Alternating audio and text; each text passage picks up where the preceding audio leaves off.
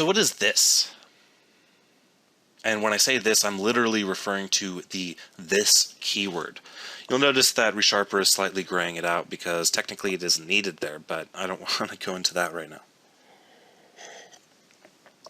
Well, we have an example right here of an instance method. An instance method is a method that can be invoked on a class by using, or an object by using the dot notation on an object. So I'm going to put a breakpoint right here. So we've already talked about all the breakpoints and stuff like that, and I'm going to hover over product. Look at product. Product is a variable of type product. It has a name and a price. So that should be what we expected, right?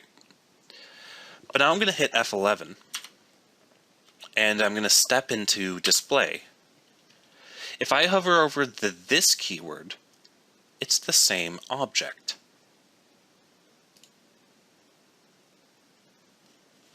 So watch what happens when I loop over once. So now that I've looped over the for each loop again, the next product that we're looking at is product 2, which means that this object right here is product 2. And if I hit F11 and hover over this, we see that this is now product 2.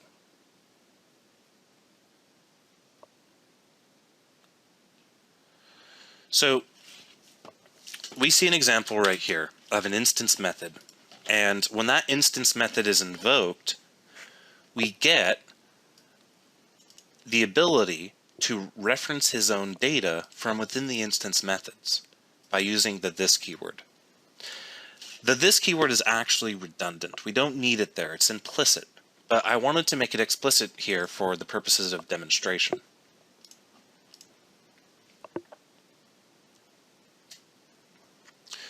I wanted to point that out because in some languages the this keyword is required, but not in C#. I could quite easily delete it and everything would be fine, but then it becomes a little bit more confusing as to where name comes from. By doing this .name, it makes it more clear. Note that in actual programming I don't use the this keyword like this, but for the demonstration I will.